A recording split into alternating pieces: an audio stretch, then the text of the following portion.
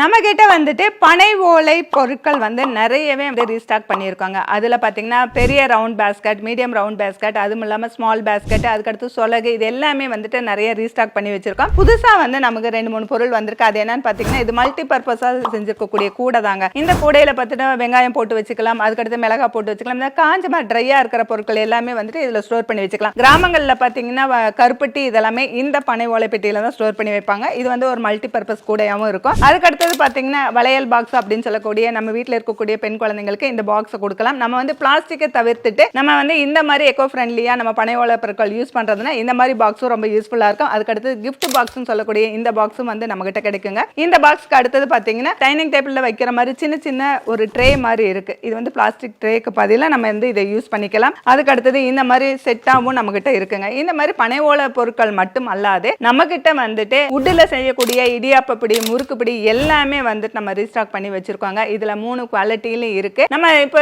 கொடுக்கக்கூடிய இடியாப்ப பிடிக்கு 3 இடியாப்ப பிளேட் வந்து ஃப்ரீயா கொடுத்துட்டு இருக்கோம். அது இந்த மந்த்தும் தொடர்ந்து நம்ம கொடுத்துட்டு இருக்கோம். அது மட்டும் இல்லைங்க, நல்ல குவாலிட்டியான அருகாமான தேங்காய் திருவேணி இந்த மாதிரி பனை பொருட்கள் மட்டுமல்லாது உட்டால செஞ்சக்கூடிய பொருட்களை நம்மளுடைய ஃபுட்டி தமிழால ஒரு பாரம்பரியமான பொருட்களை வந்து நம்ம சேல் பண்ணிட்டு இருக்கோம். இந்த பொருட்கள் எல்லாம் தேவைப்படுறவங்க ஸ்கிரீன்ல தெரியுற நம்பருக்கு கான்டாக்ட் பண்ணுங்க.